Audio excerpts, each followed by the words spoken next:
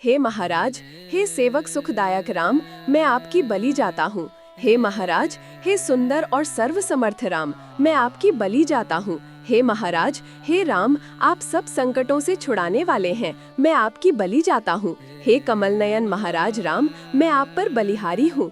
आप करुणा के धाम, शरणागत रक्षक और पापों को दूर करने वाले हैं। हे राम, मैं आपकी बलि जाता हूँ। कलिकाल के भय से व्याकुल तुलसीदास को आप अपनी शरण में रखिए। ताड़का और सुबाहु का नाश करने वाले, मारीच के मद को तोड़ने वाले, विश्वामित्र मुनि के यज्ञ की रक्षा में दक्ष, शिलारूप अहल्या को तारने वाले, करुणा की खान, राजाओं के मद सहित शिवजी के धनुष को तोड़ने वाले, आपकी जय हो। कुठारधर परशुराम के अभिमान को चूर्ण करने वाले, सूर्यकुल भूषण भगवान राम, आपकी जय हो। जनकपुरी को आनंद देने वाले, परम सुख सागर, शोभा धाम श्री रामचंद्र जी, आपकी जय हो। तुलसीदास जी कहते हैं कि देवताओं के मुकुटमणि जानकी रमण श्री रामचंद्र जी की जय हो, जय हो, जय हो, जय हो। जरंत को जीतने वाले, अंतर रहित और साधु जनों को आनंद देने वाले राम जी, आपकी जय हो। विराध के वध में कुशल तथा देवता और मुनि गणों का भय दूर करने वाले प्रभु राम, आपकी जय हो। राक्षसी शूर्पणखा को रूप रहित करने वाले रघुकुल के भूषण, आपकी जय हो। 14 सहस्त्र वीणों और खरदूषण त्रिशिरा का नाश करने वाले, आपकी जय हो। दंडक वन को पवित्र करने वाले तथा तुलसीदास के संशय का नाश करने वाले, आपकी जय हो। संसार में प्रख्यात तथा जगत के प्रकाशक जानकी रमण भगवान राम, आपकी जय हो, जय हो, जय हो। माया मृग रूप मारीच को मारने वाले तथा जटायु और शबरी का उद्धार करने वाले भगवान राम, आपकी जय हो। कबंध को मारने वाले और बड़े बड़े ताड़ के वृक्षों को विदीर्ण करने वाले प्रभु राम, आपकी जय हो। बल संपन्न बाली का नाश करने वाले, सुग्रीव को राज्य देने वाले तथा संतों का हित करने वाले, आपकी जय हो। भयानक भालू और वानर वीरों के कटक का पालन करने वाले दयार्द चित्त रघुनाथ जी, आपकी जय हो। जानकी जी के वियोग जनित दुख के कारण समुद्र का दमन करके उस पर सेतु बांधने वाले राम जी, आपकी जय हो। तथा रावण से विभीषण को अभय देने वाले हे जानकी रमण, आपकी जय हो, जय हो, जय हो। सुमेरु पर्वत थालहा हो, सुंदर चिंतामणि बीज हो, कामधेनु के अमृतमय अत्यंत शुद्ध दुग्ध से उसे सींचा जाए, उससे तीर्थराज प्रयाग अंकुर रूप से प्रकट हों, उसकी रक्षा स्वयं कुबेर जी करें, उसके मरकतामणि शाखा और पत्ते हों और मंजरी साक्षात लक्ष्मी जी हों तथा सब प्रकार के मुक्तियां ही जिसके फल हों, ऐसा ये कल्पतरु स्वभाव से ही सब प्रकार के मंगल और सुखों की वर्षा करता हो। तो भी तुलसीदास जी कहते हैं, हे रघुवंशमणि, वह कल्प वृक्ष क्या कभी आपके हाथों के बराबर हो सकता है? अर्थात नहीं हो सकता। वह समर्थ वीर व्यर्थ है जो संग्राम का अवसर पाकर भी युद्ध नहीं करता, जो यति, सन्यासी अथवा विरक्त कहलाकर विषय की वासना को न छोड़े, वह विरक्त भी व्यर्थ है। दान शून्य धनी और धर्माचरण शून्य निर्धन भी व्यर्थ है। जो पंडित पुराण पढ़कर सुकर्म में रत नहीं है, वह भी नष्ट है। जो पुत्र माता पिता की भक्ति रहित है, वह भी नष्ट है, और जिसे पति प्यारा नहीं है, वह स्त्री भी व्यर्थ है। तुलसीदास जी कहते हैं, यदि श्री रामचंद्र जी के चरणों में नित्य नवीन प्रेम न हो तो सभी कुछ व्यर्थ है। क्रोध ने किसको नहीं जलाया, काम ने किसको वशीभूत नहीं किया, लोभ ने किसको दृढ़ फांसी में बांधकर त्रस्त नहीं किया, किसके हृदय में स्त्रियों के नेत्र रूपी कठिन बाण नहीं लगे, और कौन मनुष्य धन पाकर आंखों के रहते हुए भी अंधा नहीं हुआ। सुरलोक, पृथ्वी मंडल, नरलोक तथा नागलोक अर्थात पाताल लोक में ऐसा कौन है जिसको मोह ने न जीता हो। गोसाई तुलसीदास जी कहते हैं कि इनसे तो वही बच सकता है जिसकी रक्षा कमल नयन श्री राम जी करते हैं। जो लोग भुकुटी रूप कमान पर अच्छी प्रकार चढ़ाए हुए कामिनी कटाक्ष रूप बाण से बचे हुए हैं, अभिमान रूप अवाम में क्रोध रूप अग्नि की ज्वाला से जिनके मन घड़े की भांति नहीं तपे हों, तथा जो लोभ रूप नटक के अधीन होकर संसार में बंदर की तरह अनेक नाच नहीं नाचे, तुलसीदास जी कहते हैं वे ही भगवान श्री राम के सच्चे दास हैं। यों तो सभी साधु अच्छे हैं। जो लोग उत्तम साधु का सा वेश बनाकर पवित्र एवं अमृत चूते हुए वचन बोलते हैं, किंतु जिनके हृदय से पृथ्वी, धन और घर की आग तृष्णा दूर नहीं होती, जो करोड़ों उपाय करके शरीर का लालन पालन करते हैं, किंतु मुख से कहते हैं कि हमें तो केवल राम नाम का ही भरोसा है। जो अपनी उपासना को तो प्रकट करते हैं किंतु अपनी बुरी वासनाओं को छिपाते हैं, तथा जिनके चित्त लोभ, मोह और काम के निवास स्थान बने हुए हैं। तुलसीदास जी कहते हैं, वे आसक्ति, क्रोध, ईर्ष्या, कपट और कुटिलता से भरे हुए मेरे जैसे भक्त भी राम की भक्ति चाहते हैं। अर्थात जो पुरुष ऐसे कुटिल आचरण करते हुए भी भगवान को रिझाने की आशा रखते हैं, वे बड़े ही हास्यास्पद हैं। कुचाली लोग कहते हैं, मुझे कल ही तरुण शरीर प्राप्त हो जाएगा, कल ही भूमि और धन प्राप्त हो जाएंगे, और कल ही मैं युद्ध में विजय प्राप्त कर लूंगा, कल ही मैं अपने सारे कार्य सिद्ध कर लूंगा, और कल ही मैं राज समाज जोड़ लूंगा। मच्छर के समान होकर भी वे कहते हैं, मेरे बोझ से मेरू पर्वत भी हिल जाएगा। तुलसीदास जी कहते हैं, इस कुप्रवृत्ति के कारण बहुत से घर नष्ट हो गए हैं, इस समय भी नष्ट होते हैं तथा आगे भी होंगे। परंतु ये सब देख सुन और समझकर भी वह कुप्रवृत्ति लोगों को देख नहीं पड़ती, और न किसी ने कभी ये कहा कि काल, आयु कभी काल कल ही है। भूत, भविष्यत और वर्तमान तीनों कालों में त्रिलोकी में तुलसीदास के समान नीच कोई नहीं हुआ। सभी साधुजन इसकी निंदा करते हैं, परंतु मैं सुनकर भी संकोच नहीं मानता। जानकीनाथ भगवान राम भी इसे योग्य नहीं समझते। इसी से मुझे अपनाने में उन्हें अपने चित्त में हानि जान पड़ती है। मुझे इस बात की शिकायत भी क्यों होनी चाहिए, क्योंकि वास्तव में ही मैं बड़ा पापी, पाखंडी और नीच हूँ। मैं पेट भरने के लिए ही महाराज का कहलाया, और महाराज ने भी कहा है कि मैं अपने शरणागत का उद्धार कर देता हूँ। किंतु अपनी पाप राशि और कलिकाल की कुटिलता देखकर मैं व्याकुल हो जाता हूँ और उसी अपने उद्धार के ही विषय में चिंता करने लगता हूँ। धर्म के सेतु भगवान संसार का कल्याण करने के लिए और पृथ्वी का भार उतारने के लिए ही मनुष्य के रूप में अवतीर्ण हुए। नीति, प्रतीति और प्रीति का पालन करना प्रभु का स्वभाव ही है, तथा लोक और वेद की मर्यादा रखना यह भी और रघुवीर का प्रण है। आप सुग्रीव और विभीषण के ऋणी हैं। यह बात सुनकर दास का अंग अंग जलता है कि मुझ पर ऐसी कृपा क्यों नहीं करते। अतः मैं आपकी बलिहारी जाता हूँ। अपने प्रण की रक्षा करके आपसे जो बने वही कीजिए। यह तुलसीदास तो आपके घर का घर जाया पुस्तैनी सेवक है। महाराज के नाम के साथ अच्छी प्रकार निर्वाह करने वाला अर्थात राम नाम जपने वाला मन से सबको अच्छा लगता है, परंतु मैं लोगों को अच्छा नहीं लगता। अतः हे राम, इस बार आप मेरी ओर कृपा दृष्टि कीजिए। आपके कृपा कटाक्ष के लिए मैं लालायत हूँ। जिस प्रकार दरिद्र स्नेह के लिए अथवा स्नेह युक्त पदार्थों, पकवानों के लिए लालायत रहता है। तुलसीदास जी कहते हैं, मैं कली काल की करालता और कृपालु प्रभु के स्वभाव को समझकर सकुचाता हूँ। इस समय सारा संसार एक सा हो रहा है, सभी मेरी निंदा करने वाले हैं और आप त्रिलोकीनाथ होकर भी लोक के अधीन हैं। किंतु मुझे अपनी चिंता नहीं है। मैं तो प्रभु के सोच में ही सूखा जाता हूँ कि कहीं लोग यह न कहने लगे कि राम जी भी कलयुग में अपना स्वभाव छोड़कर करुणा रहित हो गए हैं। जब तक तुलसीदास राजा राम का खुल्लम खुल्ला दास नहीं हो जाता, तभी तक वह लोभ के कारण लोलुप, लालची और वाचाल बना हुआ टुकड़े टुकड़े के लिए लालायत रहता है और पृथ्वी, धन एवं गृह आदि के लिए बार बार ललचाता रहता है। तभी तक उसे वियोग और रोग का शोक रहता है, तभी तक उसे यातना भोगनी पड़ती है और तभी तक उसे पल पल का जीवन युग के समान जान पड़ता है। तभी तक उसका शरीर दुख और दरिद्रता के कारण सर्वदा अत्यंत जलता रहता है और तभी तक वह मोह, क्रोध और काम का गुलाम है और तभी तक सारे दुख तो उसके हिस्से में है और सारे सुख दूसरों के हैं। जो राजाओं के राजा और महेश्वर के भी ईश्वर है, उन जानकीनाथ का जब तक जिह्वा से भजन नहीं करता, तभी तक जीव दीन, हीन और मलिन रहता है। उसे स्वप्न में भी सुख नहीं मिलता और जहाँ तहाँ वह दुखी मनुष्य क्लेश का पात्र होता है। तभी तक वह नंगे पैर, पेट खलाए और मुंह बाए देश देश का तिरस्कार सहन करता फिरता है तथा तभी तक उसे दरिद्रता का दयावह और दुस्सह दुख, घास फूस की शैया पर सोना और झीने खेस का ओढ़ना रहता है।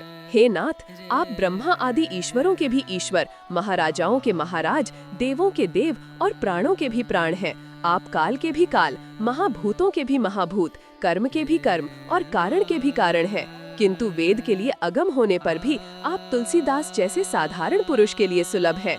इतने महान होने पर भी आप शील के समुद्र और करुणा के भंडार हैं। आपकी महिमा अपार है। आपकी किसी भी वाणी वेद पुराण आदि का वारा पार नहीं है, किंतु इतना बड़ा प्रभुत्व रहते हुए भी आप बड़े ही सावधान रहते हो। नहीं है। इसी से यदि कोई अत्यंत तुच्छ प्राणी भी आपके अनन्य शरणागत हो जाता है तो आप उसकी पूरी पूरी चिंता रखते हैं। भगवान राम दीन दुखियों के रक्षक एवं दयामय हैं। उनका जिसने जहाँ स्मरण किया उसके लिए वे वहीं खड़े हो जाते हैं। उनके नाम के प्रभाव की बड़ी ही महिमा है। जिसने होठों को बहुमूल्य और छोटों को बड़ा कर दिया। उनके एक से एक बढ़कर अनेकों सेवक हुए, जिनमें से कोई भी आध्यात्मिक आदि त्रितापों से संतप्त नहीं हुए। परंतु प्रेम तो मैं प्रहलाद का ही मानता हूँ, जिसने पत्थर में से भगवान को प्रकट कर दिया। हिरण्यकशिपु ने प्रहलाद जी को मारने के लिए तलवार निकाल ली। उसके मन में कहीं तनिक भी दया न थी, किंतु काल के समान भयंकर पिता को देखकर भी प्रहलाद जी भागे नहीं। और जब उसने कहा, बता तेरा राम कहाँ है, तो बोले, सर्वत्र है। इस पर उसने पूछा, क्या इस खंभे में भी है? तो प्रहलाद जी ने कहा, हाँ। उनकी इस हाँक को सुनते ही नृसिंह जी प्रकट हो गए और शत्रु का नाश कर क्रोधवश बड़े भयंकर बन गए। फिर वे प्रहलाद जी के प्रार्थना करने पर ही शांत हुए। तुलसीदास जी कहते हैं, इससे भगवान के प्रति लोगों का प्रेम और विश्वास बढ़ गया और तभी से लोग पाषाणमयी प्रतिमाओं का पूजन करने लगे। बहिर्गत सगुण रूप भगवान राम अंतर्यामी निराकार ईश्वर से भी बड़े हैं, क्योंकि जिस प्रकार हाल की ब्याई गौ अपने बच्चे का शब्द सुनते ही स्तनों में दूध उतार दौड़ी आती है, उसी प्रकार वे भी अपना नाम सुनकर दौड़े आते हैं। तुलसीदास तो अपनी समझ की बात कहता है, ऐसी बावली बातें दूसरे लोगों से कहे जाने योग्य नहीं हुआ करती। प्रहलाद के प्रतिज्ञा करने पर उसके लिए प्रभु पत्थर से ही प्रकट हो गए, हृदय से नहीं। कायर हिरण्यकशिपु ने करोड़ों कुचालें की और बालक प्रहलाद को बुलाकर काल को बलि दे दिया। पिता हिरण्यकशिपु बड़ा ही पापी था। उस दुष्ट ने प्रहलाद जी को कष्ट देने में अपनी ओर से कोई कसर नहीं रखी। उसने बहुत सी विष मूलें दी, किंतु प्रहलाद जी की साधुता से वे अमृत की मलाई बन गईं। तुलसीदास जी कहते हैं, भगवान राम की कृपा से संसार में उनके साधु सेवक की सब प्रकार भलाई ही होती है। कंस ने व्रजवासियों के प्रति बहुत बुरी तरह से कुचाल की, परंतु उसकी एक भी चाल न चली। पांडु के पुत्र युधिष्ठिर आदि बड़े साधु थे। उनके लिए कुपूत दुर्योधन छलने में छोटे कलयुग के समान हो गया, अर्थात उसने भी उन्हें छलकर पद दलित करने में कोई कसर नहीं छोड़ी। परंतु कृपालु श्री कृष्णचंद्र बड़े ही शरणागत रक्षक हैं, अतः अपनी ही दुष्टता के कारण वे दुष्ट बकासुर आदि राक्षस स्वयं नष्ट हो गए। तुलसीदास अपने सच्चे विश्वास की बात कहता है कि संसार में भले की तो भलाई ही भलाई होती है। इस पृथ्वी पर ऐसे अनेकों राजा हो गए हैं जिनके भय के कारण देवता लोग चिंता में ही सूखे जाते थे। मनुष्य, राक्षस और देवताओं को सताने के लिए एक रावण ही क्या संसार में किसी से कम रचा गया था। वे सब और दुर्योधन भी, जो कि अनेकों छत्रों की छाया में चलते थे, पृथ्वी की धूली में मिल गए। वेद पुराण कहते हैं और सारा संसार भी जानता है कि श्री गोविंद को अभिमान अच्छा नहीं लगता। श्री कृष्ण के मथुरा पधार जाने पर उनकी वियोग व्यथा से पीड़ित कोई व्रजबाला योग सिखाने आए हुए भगवान के प्रिय सखा उद्धव जी को भ्रमर के व्याज से कहती है, हे भ्रमर, जिस समय मेरे नेत्रों ने इस ठगिया श्याम सुंदर से प्रीति जोड़ी थी, उसी समय एक चतुर सखी ने मुझे बलपूर्वक रोका था, किंतु मैं नहीं जानती थी कि आगे इसमें वियोग जैसा रोग निकलेगा। इसलिए उस समय मैं उस पर नाराज हुई और उसका तिरस्कार किया। अब नेह लगाने से मेरी देह मानो वस्त्र हो गई है, उसे विरह रूपी दर्जी ब्योंत रहा है। और हे भ्यंग, सुन, उस व्रजराज दुलारे के बिना काम मेरे जी का ग्राहक हो गया है। हे उद्धव जी, व्रज को जो ये योग का संदेश भेजा गया है, वो सब उस दुष्टा दासी की चालाकी भरी चाल है। अब भला कुबड़ी ऐसा क्यों न कहेगी जिसे घातक श्री कृष्ण ने खोजकर वरण किया है। विरह की आग कैसी होती है, ये तो वही जान सकती है जिसे वो लगती है।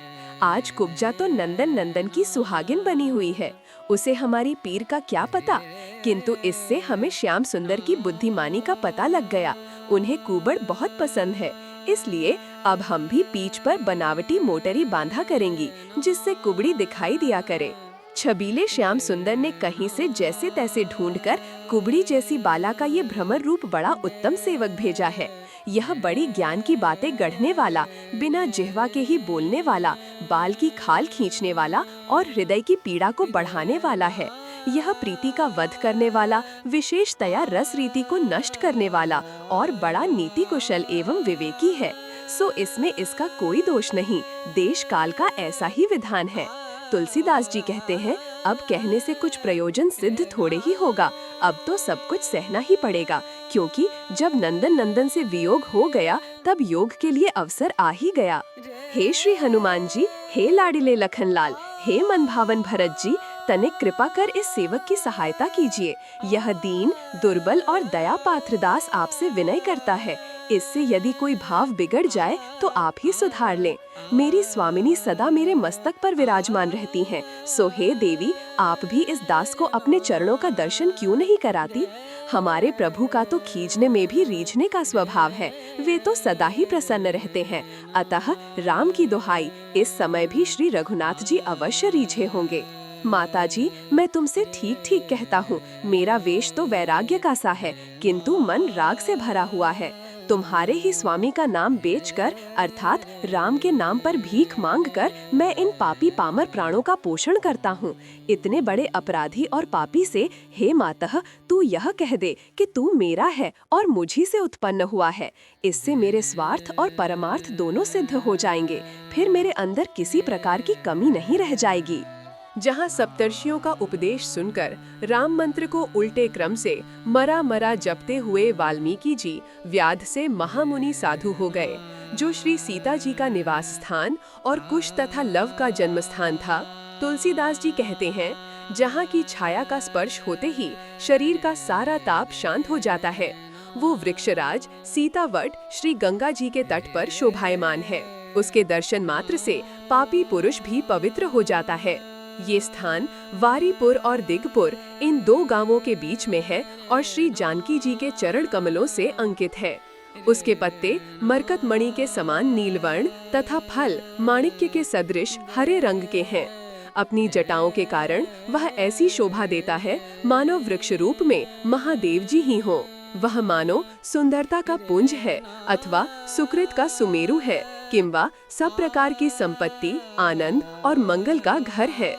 यदि यह किसका स्थान है, अर्थात जानकी जी का निवास स्थान है, इसका विचार करके विश्वास और प्रीति पूर्वक उसका सेवन किया जाए तो वह सब प्रकार के इच्छित फल देता है।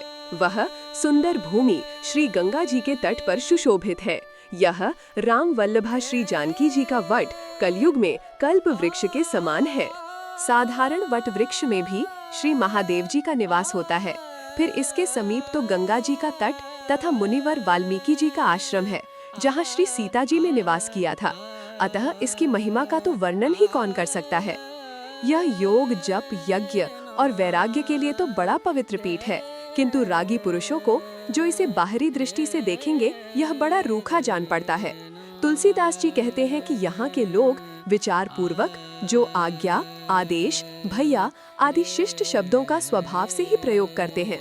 यह सीतावट राम भक्तों के लिए तो कल्प वृक्ष से भी अधिक है, क्योंकि इसका सेवन करने से अर्थ, धर्म, काम और मोक्ष चारों फल कर्तलगत हो जाते हैं, जबकि कल्प वृक्ष से अर्थ, धर्म और काम केवल 3 ही फल मिलते हैं। जहाँ का वन अति पवित्र है और पशु पक्षी अत्यंत सुहावने हैं, तथा जिसे खेत के टुकड़े के समान हरा भरा देखकर बड़ा आनंद होता है। जहाँ सीता, राम और लक्ष्मण का निवास था, जहाँ अनेकों मुनिजन रहते हैं, तथा जो सिद्ध, साधु और साधकों के लिए विवेक रूपी वृक्ष के समान है। जहाँ सभी झरनों से अति शीतल और पवित्र जल झरता रहता है, तथा मंदाकिनी नदी श्री महादेव जी के जटाजूट के समान जान पड़ती है। तुलसीदास जी कहते हैं, यदि तुम्हें भगवान राम के सच्चे स्नेह की चाह है तो प्रेम पूर्वक अद्भुत चित्रकूट का सेवन करो। मोहर रूपी वन में पाप राशि रूप सावज, हिंस्त्र पशु कली कलमश रूप मांस से मोटे हो रहे हैं। ऐसा चित्त में जानकर श्री रघुनाथ जी ने आज्ञा दी है। अतः समर्थ वीर लखनलाल की सहायता पा चित्रकूट अचल अहेरी होकर उनकी घात में बैठे हुए हैं। वे उन्हें ढूंढ ढूंढ कर मारेंगे तथा इस प्रकार साधु, गौ और ब्राह्मणों के भय को हटावेंगे। उसके लिए वे मंदाकिनी जैसी मनोहर कमान तथा उसके जल की धारा रूप बाणों को अपने कर कमलों से धैर्यपूर्वक धारण करेंगे। एक समय चित्रकूट में दावाग्नि लगी। गोसाई जी अब उसी का वर्णन करते हैं। इस समय चित्रकूट में डटकर दावानल लगी हुई है और इस प्रकार प्रज्वलित हो रही है जैसे हनुमान जी ने लंका में आग लगाई थी। दावाग्नि के ताप से तपकर सुंदर पशु चारों ओर को इस तरह भागे जाते हैं जैसे लंका में आग की ज्वालाओं की लपक से तौनसे हुए राक्षस लोग इधर उधर भागे थे। उस समय की महान शोभा का वर्णन किस प्रकार किया जाए? उसकी उपमा को विचारता हुआ कवि बड़ी देर से ताकता रह गया है, परंतु उसे इसके अनुरूप कोई उपमा नहीं मिलती। ऐसा जान पड़ता है मानो हनुमान जी के वक्षस्थल पर संसार को जीतने का जड़ाऊ पदक तमगा सुशोभित हो। देवता लोग आपस में कहते हैं, अरे तीर्थराज प्रयाग का दर्शन करने चलो। उनके दर्शन मात्र से बड़े बड़े अपराध नष्ट हो जाते हैं। वहाँ अच्छे अच्छे साधु स्नान किया करते हैं। तुलसीदास जी कहते हैं, वहाँ श्री गंगा और यमुना के शुभ्र एवं श्याम वर्ण जल का संगम बड़ा ही शोभायमान जान पड़ता है। उसकी तरंगों को देखकर हृदय बड़ा हर्षित होता है, मानो इधर उधर फैले हुए कामधेनु के शुक्ल वर्ण मनोहर बछड़े हरी हरी घास चर रहे हों। जिस मनुष्य ने गंगा स्नान के लिए मन में जाने का विचार मात्र कर लिया, उसके करोड़ों पीढ़ियों का उद्धार हो गया। उसे चलता देखकर देवांगनाएं आपस में झगड़ने लगती हैं। देवराज इंद्र उसके लिए विमान बनाकर सजाने लगते हैं। ब्रह्मा जी, जो कि उसके महात्म्य को जानने वाले हैं, उसके पूजन की सामग्री जुटाने लगते हैं। और हे गंगा जी, तुम्हारी तरंगों का दर्शन होते ही विष्णु लोक में उसके लिए घर की नींव पड़ जाती है, अर्थात उसका विष्णु लोक में जाना निश्चित हो जाता है। जिस परम ब्रह्म परमात्मा को वेद सर्वव्यापी कहते हैं, जिसके गुण और ज्ञान की थाह गुणीजन और शारदा भी नहीं पा सकते, जो संसार की उत्पत्ति, स्थिति और प्रलय करने वाला, देवताओं का स्वामी तथा लोक परलोक का प्रभु है, जो ब्रह्मा, शिव और मुनिजनों का भी स्वामी है, निश्चय वही जल रूप हो गया है। तुलसीदास जी कहते हैं, अरे विश्वास करके सर्वदा श्री गंगा जल का ही सेवन क्यों नहीं करता? हे गंगे, तुम्हारे जल के दर्शन के प्रभाव से यदि मैं विष्णु हो गया तो अपने चरणों से तुम्हारा स्पर्श होने के कारण मुझे पाप लगेगा, क्योंकि तुम्हारा जन्म विष्णु भगवान के चरणों से है। और यदि मैं भी विष्णु हो गया तो अपने चरणों से तुम्हारा स्पर्श होने के कारण मुझे पाप का भागी होना पड़ेगा। और यदि महादेव हो गया तो सिर पर धारण करने से मुझे डर है कि इस प्रकार अपने प्रभु भगवान शंकर की समता करने के बड़े भारी अपराध से दुख पाऊंगा। इसलिए भले ही मुझे बारंबार शरीर धारण करना पड़े, मैं तो श्री रघुनाथ जी का दास होकर ही तुम्हारे तीर पर रहूंगा। हे भागीरथी, मैं हाथ जोड़कर प्रार्थना करता हूँ। मैं वही बात कहूँगा जिससे फिर दोष न लगे। जब तक देवी अन्नपूर्णा कृपा नहीं करती, तभी तक मनुष्य लालची होकर टुकड़े टुकड़े के लिए लालायित होता है और दीन तथा मलिन मुख हो द्वार द्वार पर बिलबिलाता रहता है, परंतु उसके मन की चिंता दूर नहीं होती। कहीं श्राद्ध, विवाह अथवा कोई उत्सव तो नहीं, इस बात की टोह में रहता है। चंचल होकर इधर उधर घूमता है और यदि कहीं ढोल ये तुरही का शब्द होता है तो पूछता है कि यहाँ कोई उत्सव तो नहीं है। प्यास लगने पर उसे जल नहीं मिलता, भूख होने पर 4 चने भी नहीं मिलते। पहाड़ के समान भोजन की इच्छा होती है, परंतु घूरे पर पड़ी दाल भी नहीं मिलती। इस प्रकार वह शोक का आश्रय स्थान और दुख के भार से दबा रहता है। श्री महादेव जी शरीर में भस्म रमाए रहते हैं। वे कामदेव का दलन करने वाले और सर्वदा असंग हैं। उनके सिर पर श्री गंगा जी हैं, अर्धांग में पार्वती जी हैं तथा अच्छे अच्छे सर्प ही उनके आभूषण हैं। उनके गले में मुंडमाला है, मस्तक पर द्वितीया का चंद्रमा है तथा हाथों में डमरू और कपाल सुशोभित हैं। देवताओं के समाज रूपी नवीन कुमुद कुसुम के लिए शूलधारी भगवान शंकर साक्षात चंद्रमा हैं। वे सुख की जड़, त्रिपुर दैत्य के शत्रु, 3 नेत्रों वाले, दिगंबर, विषभोजी एवं संसार का भय निवृत्त करने वाले श्री महादेव जी भजन किए जाने पर बड़ी सुगमता से प्राप्त हो जाते हैं।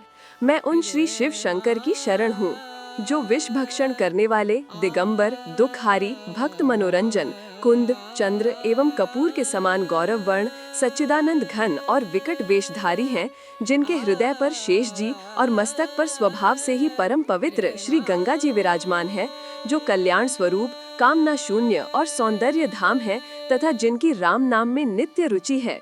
कामदेव के दुर्गम दर्प का दमन करने वाले उन उमारमण गुण मंदिर पापापहारी त्रिपुरारी, त्रिपुर विदारण त्रिनयन त्रिगुणातीत त्रिपुर विदारण देवेश्वर की जय हो, जय हो।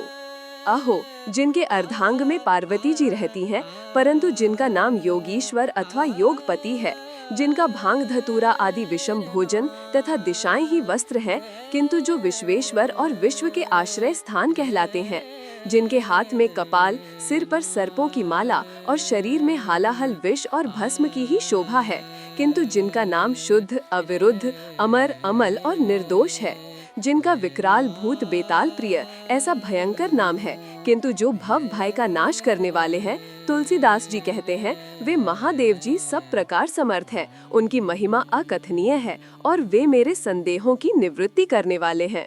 जो भूतों के स्वामी, सब प्रकार के भय दूर करने वाले, भयंकर भय के आश्रय स्थान, भूमि को धारण करने वाले, तेजोमय ऐश्वर्यमान, भस्म और सर्प रूप आभूषण धारण करने वाले, कल्याण स्वरूप, भाव प्रिय, संसार के स्वामी और संसार के भार को नष्ट करने वाले हैं, जो महान भोगशाली, भीषण कुयोग का नाश करने वाले, भक्तों को आनंदित करने वाले, सरस्वती रूप मुख वाले, विषभोजी, कल्याण स्वरूप, चंद्रमा, सूर्य और अग्नि रूप नेत्रों वाले तथा कल्याण धाम और कामदेव का नाश करने वाले हैं। तुलसीदास कहते हैं, हे मन, तू उनका भजन क्यों नहीं करता?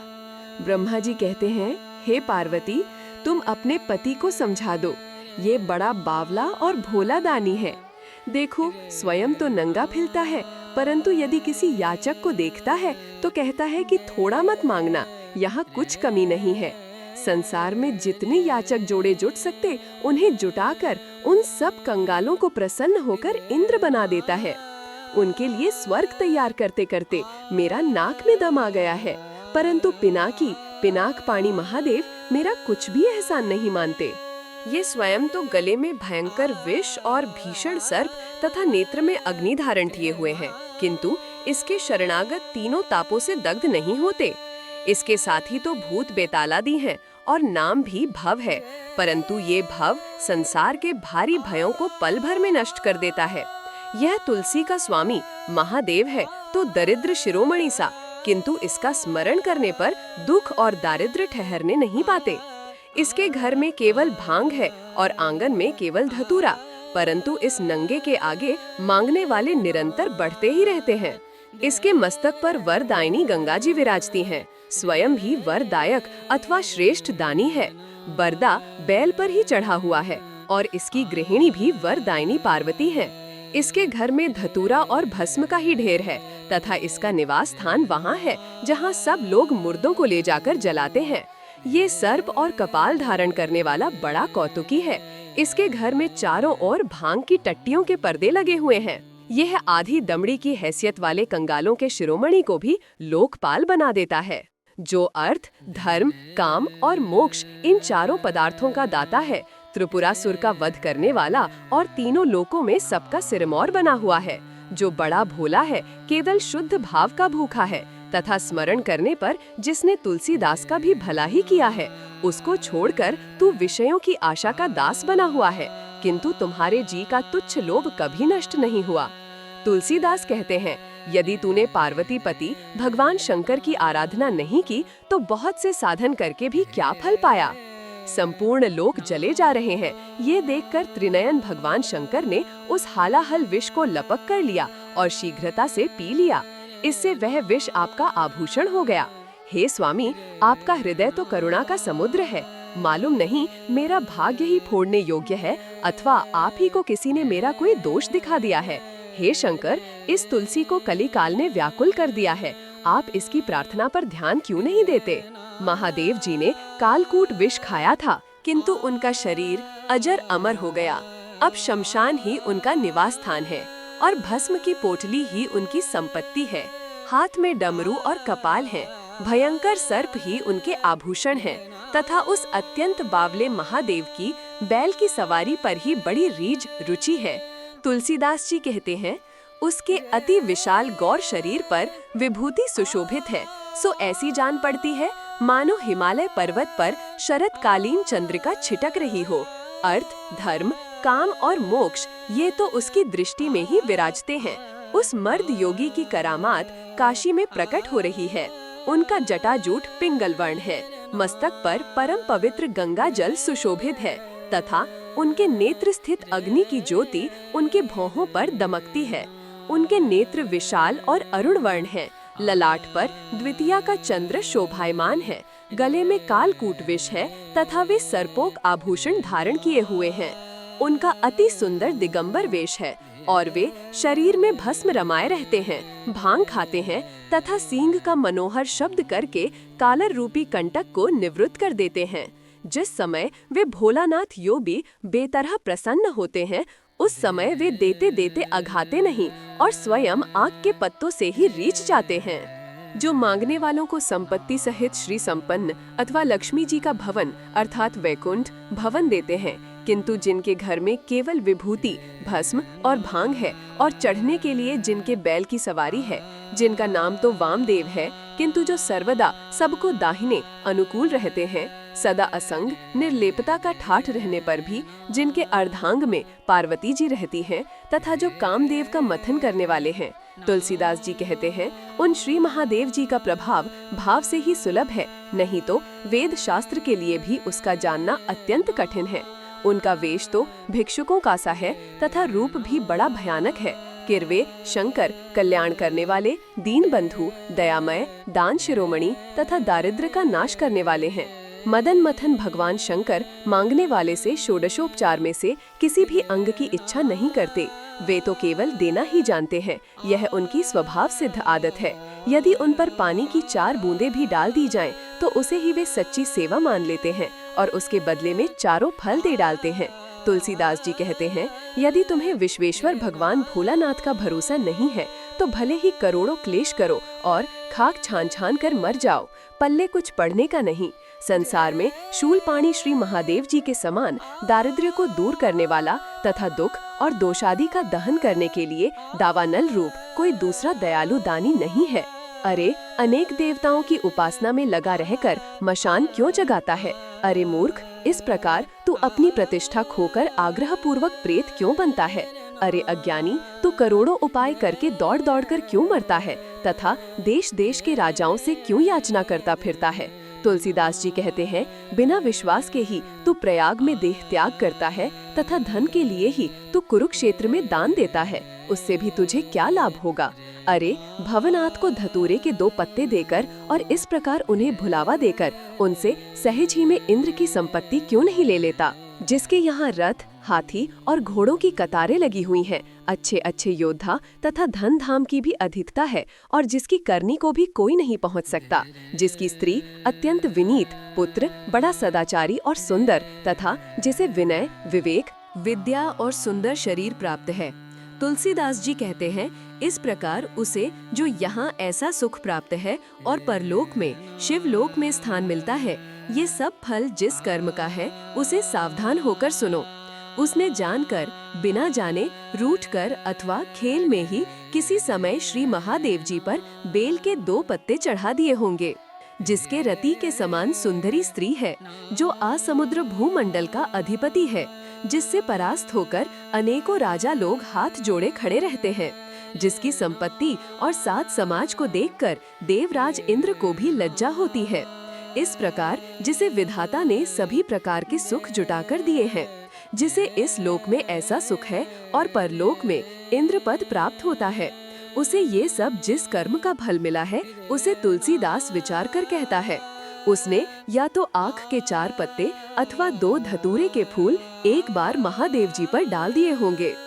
हे श्री महादेव जी, मैं आप ही की पुरी में रहकर श्री गंगा जी का सेवन करता हूँ और राम के नाम पर टुकड़े मांगकर पेट भरता हूँ। ये तुलसी कुछ देने योग्य नहीं है तो किसी का कुछ लेता भी नहीं। भलाई तो मेरे भाग्य में ही नहीं लिखी, परंतु मैं कोई बुराई भी नहीं करता। इतने पर भी यदि कोई व्यक्ति आपका भक्त कहलाकर भी मुझसे बलात्कार करता है, तो उसका वो बल प्रयोग दीन होकर आपके द्वार पर निवेदन कर देता हूँ। हे काशीनाथ, मेरे प्रभु श्री रघुनाथ जी से उलाहना पाकर मुझे उलाहना मत देना कि तुमने मुझे अपने कष्ट की सूचना क्यों नहीं दी, इसलिए मैं काल की करतूत आपसे कहकर छुट्टी ले लेता हूँ। हे शंकर, मैं महाराज राम का दास हूँ। आपका सुयश सुनकर आपके चरणों में श्री गंगा जी के तट पर आ बसा हूँ। हे महादेव जी, आप श्री रघुनाथ जी का शील स्वभाव और हमारा स्नेह संबंध तो जानते ही हैं। मैं श्री रामचंद्र जी से ही डरता हूँ।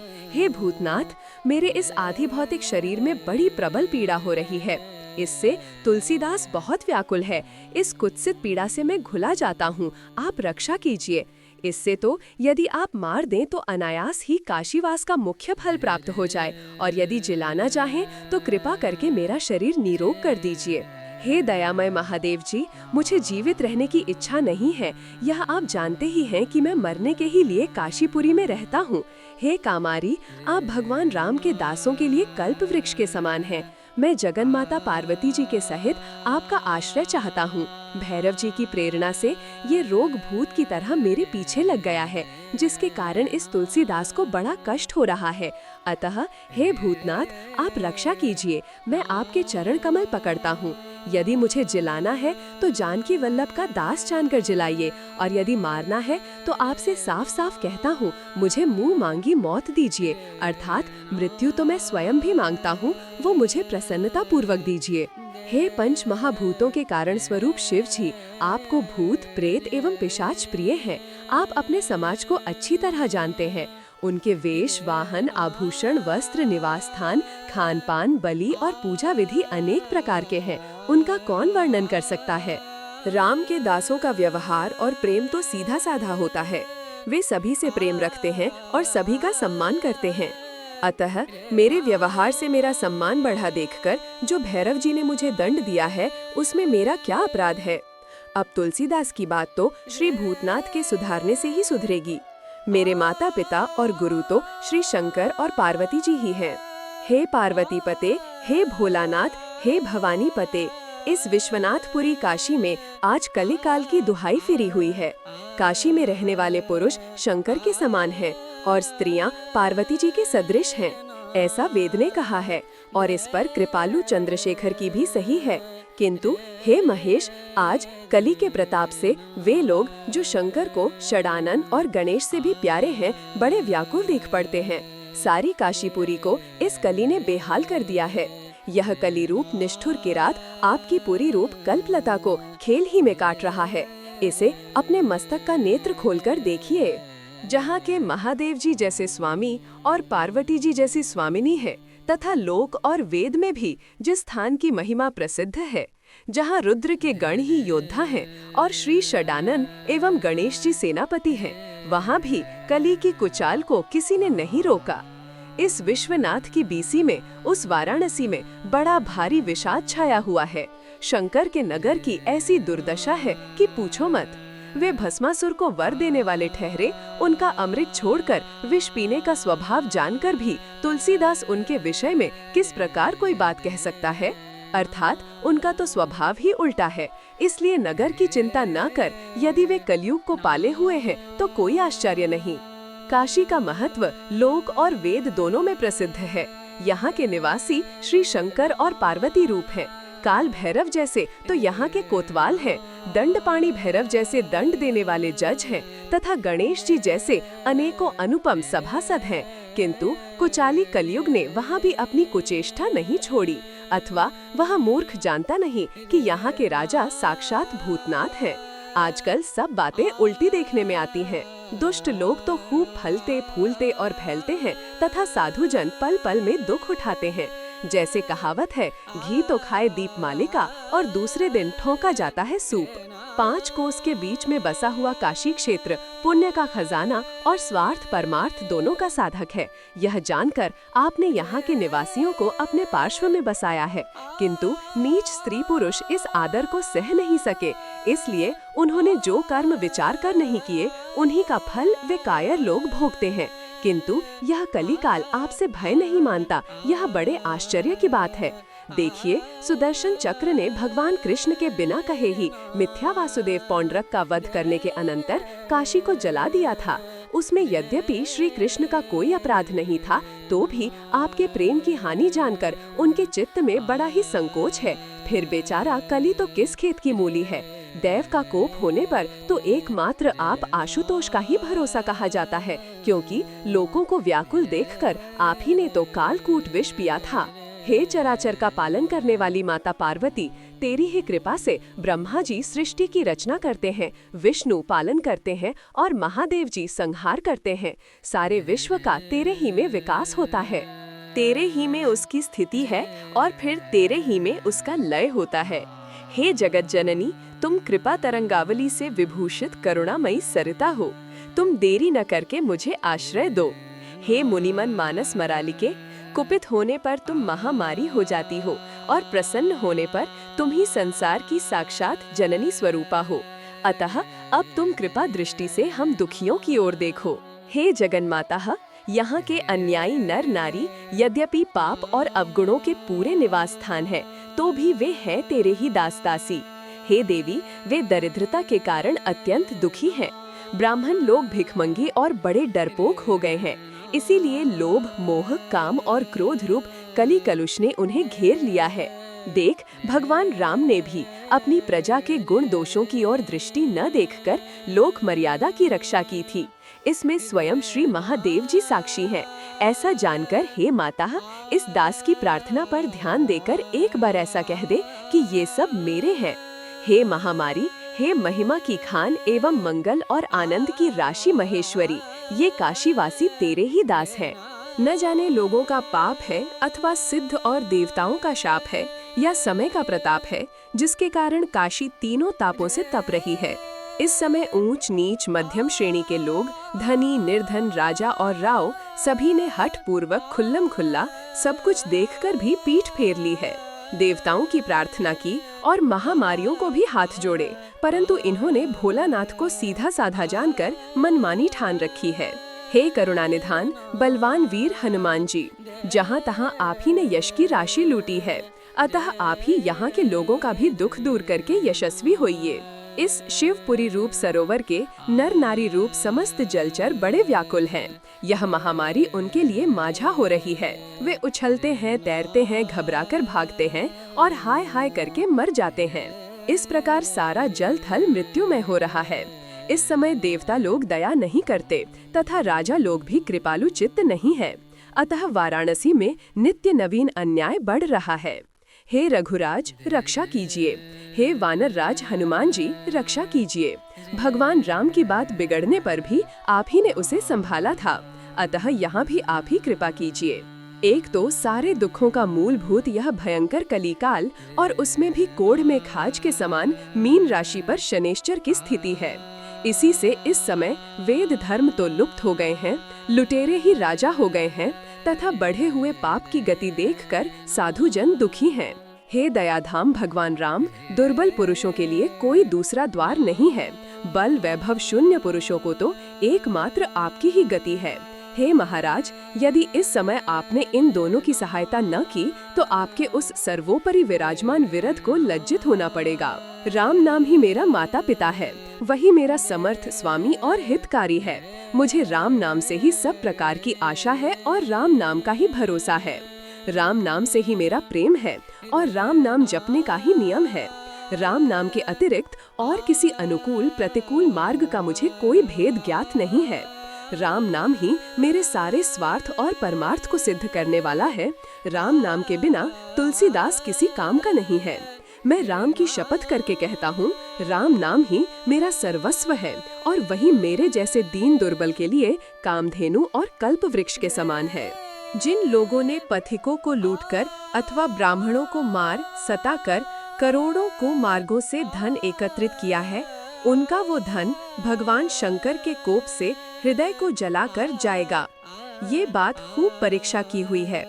काशी में जितने कंटक पापी हुए हैं, वे अपनी करनी का भली प्रकार फल भोग कर नष्ट हो गए हैं। ये सब भी आजकल परसों अथवा नरसों दिवाली का दिया चाटकर जाएंगे ही। कहते हैं दीपावली का दिया चाटकर सर्प चले जाते हैं, फिर वे दिखाई नहीं देते। इसी प्रकार ये पापी लोग भी ऐसे नष्ट होंगे कि इनका कोई पता नहीं चलेगा। जिसने अपने शरीर की आभा से कुमकुम को जीत लिया है तथा जिसका मुख चंद्र चंद्रमा से होड़ बंधता है, जिसके बोलने में सब प्रकार की समृद्धि चूने लगती है और जो देखते ही सब प्रकार की चिंता और खेद को हर लेती है, ये पक्षिणी के वेश में साक्षात गौरी है या गंगा अथवा आनंद से परिपूर्ण किसी अन्य देवी की मनोहर मूर्ति है। इस क्षेमकरी लाल रंग की चील को कहीं जाते समय प्रेम पूर्वक देखा जाए तो ये सब प्रकार के शोकों की निवृत्ति करने वाली होती है। विधाता ने काशी को मंगल की राशि और परमार्थ की खान जानकर रचा है और श्री विष्णु भगवान ने उसे बसाया है। प्रलय काल में भी भगवान शंकर ने उसे अपने त्रिशूल पर रखकर बचाया था। उसी को ये मृत्यु के वशीभूत हुआ नीच कली गिराना चाहता है। महाराज परीक्षित ने इसे छोड़कर इस पर कृपा की और इस दुष्ट का भला किया। उस उपकार को इसने भुला ही दिया।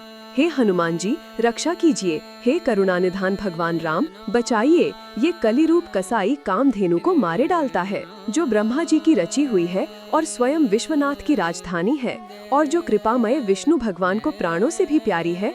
वो ज्योतिर्लिंगमयी और अगणित लिंगमयी पुरी, मोक्ष दान करने वाली तथा जगत जाल को नष्ट करने वाली है। वह देवी देवता सुरसरी सिद्धजन और मुनिवरों की निवास भूमि है और दर्शन मात्र से ही अभागों के ललाट पर लिखी हुई दुर्भाग्य की रेखा को मिटा देती है। ऐसी काशी की भी इस कली काल ने दुर्दशा कर रखी है, जिसे देखकर हे दयानिधान श्री राम, ये तुलसीदास हाहा खाता है। आप कृपा कर इसकी रक्षा कीजिए। आश्रम और वर्ण कली के प्रभाव से विकलांग हो गए और सबने अपनी अपनी मर्यादा को भार स्वरूप समझकर त्याग दिया। शिव जी का कोप तो महामारी से ही प्रकट है। स्वामी के कुपित होने के कारण ही संसार का दारिद्र्य दिनों दिन बढ़ता जाता है। स्त्री पुरुष सब आर्त होकर पुकारते हैं, किंतु उनकी पुकार कोई नहीं सुनता। मालूम होता है किन्हीं देवताओं ने मिलकर मूठ चला दी थी, अभिचार का प्रयोग किया था, किंतु भयभीतों की रक्षा करने वाले कृपालु श्री राम को स्मरण करते ही उन्होंने अपनी करुणा की प्रशंसा करके उसे समय पर अपना काम करने का संकेत कर दिया, जिससे वह बीमारी बात की बात में चली गई।